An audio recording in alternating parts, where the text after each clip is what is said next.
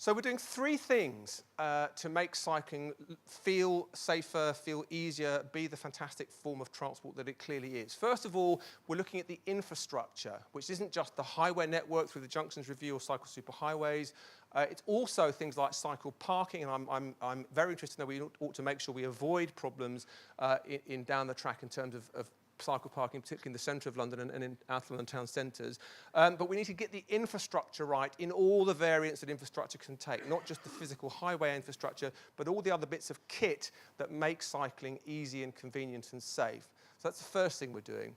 The second thing we're doing is activities that, if you like, are ancillary to, complementary to the physical kit. So we're spending a lot of money, particularly through the London boroughs, on cycle training for both children and adults. We're working with employers through Take a Stand to invest in cycle parking within office buildings and providing cycle training through employers and things like cycle maintenance facilities. We're investing in making sure that cycle wayfinding is easier to understand so that you can understand the environment that you're in and how to find your way around. And then the third strand of what we're doing is really around the promotion in the traditional sense of cycling as activity. And in particular, as you'll see, before we can't see this image, showing images of people on bicycles who aren't 24-year-old single-speed Hoxton types, who are ordinary people in ordinary clothes who aren't spending thousands of pounds on their equipment. They're just cycling along as they would do in cities like Copenhagen and Amsterdam. And those three things are not only being done at the same time, but they're being done together so that we've introduced things like the supporting measures for the cycle superhighways alongside and in some cases in advance of the changes to the character of the roads that the cycle superhighways are going along. Now, there are three sort of geographies, if you like, of where the cycling demand is in London and how you need to focus effort and resources to make sure that you unlock that demand as efficiently and as quickly as possible. The first geography is a geography of central London, and this is based on some quite detailed research we've done over the last couple of years, which is essentially, can you replace short public transport journeys, particularly if they're crowded, and longer walks in central London on bicycles. And Barclays Cycle Hire is very much part of a strategy which is more like an adjunct to the public transport system. And also, of course, if you come into London on a bike, like lots of you will do, you can then go around your business during the middle of the day on a bicycle as well, rather than getting on the tube or the bus network, which often are, particularly in the peaks, are very crowded. The second geography is the geography of people commuting into central London and into parts of inner London from further out.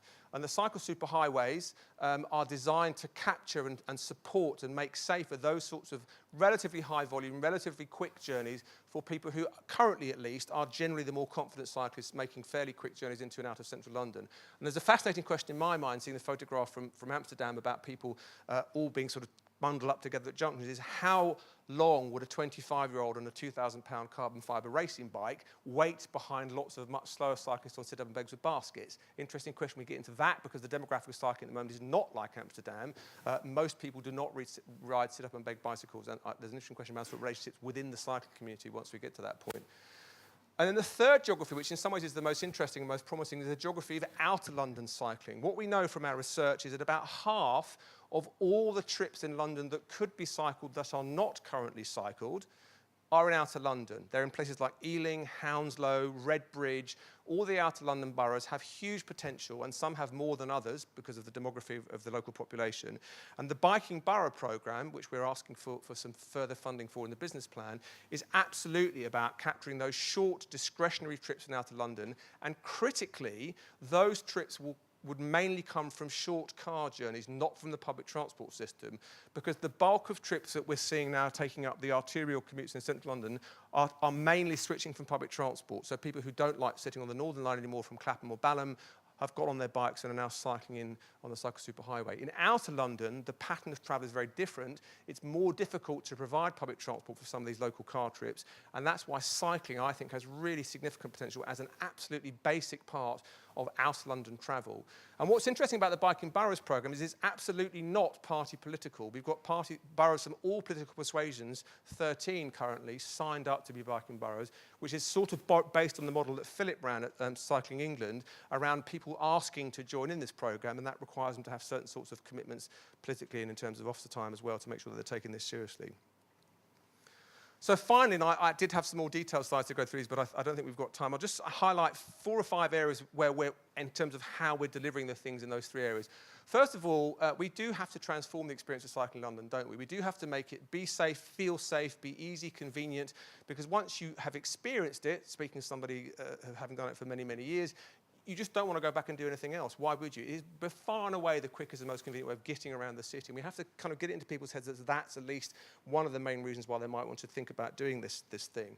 And Ashok very helpfully mentioned the Roads Task Force, which is a major piece of work we're doing on behalf of them and with all the main road user stakeholder groups in terms of what are the long-term priorities for London's road network to make sure that we can reconcile a growing population, growing employment, growing demands on the network with the fact that the network is sort of fixed in broad terms. There isn't really much argument, I've heard anyway, for major 12-lane arterial motorway building. So we're going to have to accommodate a larger population and increasingly competing demands on the network from all sorts of directions on a network which won't grow, certainly by anything like the same extent over that same sort of period. And part of that is thinking about speed policy, where are you going to have lower speeds, how are you going to allocate space in certain sorts of areas. Is what you do on an outer London arterial road the same as what you do in Soho? Clearly not. How you design your interventions to fit the circumstances in local areas is a critical part of that piece of work. The second area, and several people have touched on this, of course, is the whole safety agenda, particularly but not exclusively the relationship between HGVs and cycles, which has a particularly kind of graphic and awful character in London. But we do need to make the roads safer. We do need to make them feel safer. Long term, the trends, certainly in terms of rates, are still in the right direction for KSIs, killed and seriously injured, but we have to keep that pressure relentlessly on because as the number of cyclists grows, we've got to make sure that our policies and our practices keep in step with the growth of cycling and make it both be safer, continue to be safer, and to feel safer. I've mentioned the biking boroughs. I think this is where the sort of bike as part of mass local travel becomes very interesting. We've got to keep going with that programme. It's still relatively new. It needs more investment, I think, but I think there's real appetite in outer London across the political spectrum. And what we really want to do is encourage what I was talking to Tom Bogdanovich about, kind of benign civic competition between neighbouring boroughs so that they all want to be doing this thing ahead of their neighbours in the nicest possible way.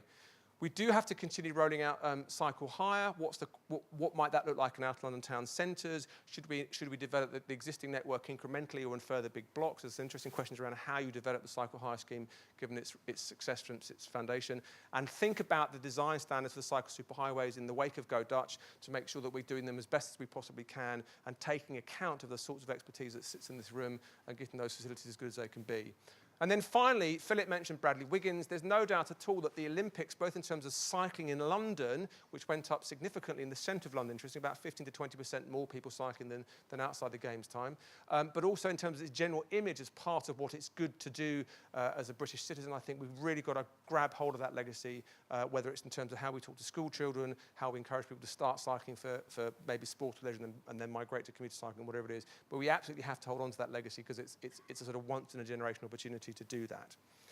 So I want to finish, having jumped to the detail slide I didn't show you because we haven't got time, with the theme of change. This is a slightly more logarithmic version of the rate of change thus far.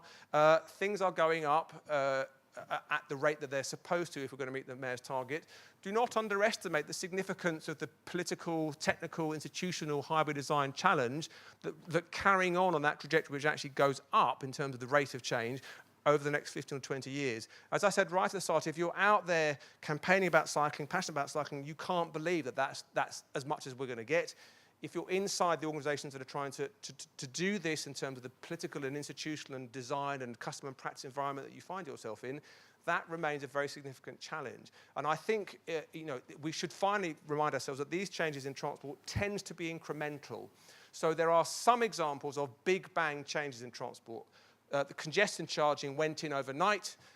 Crossrail will open, but things like cycling and road safety are much more incremental, much more granular, much more diffuse, and are correspondingly more challenging to deliver in practice because it's not just a big project that you can open, it requires lots and lots of things to happen simultaneously across a whole variety of different organisations and agencies. So that's what I want to say. I hope that's a sort of broad sense of where we are in London. I'm very happy to take, have we got time for questions or are we going for coffee? No, we haven't. Okay. So I can get away scot-free. Thank you very much, and I hope that was useful.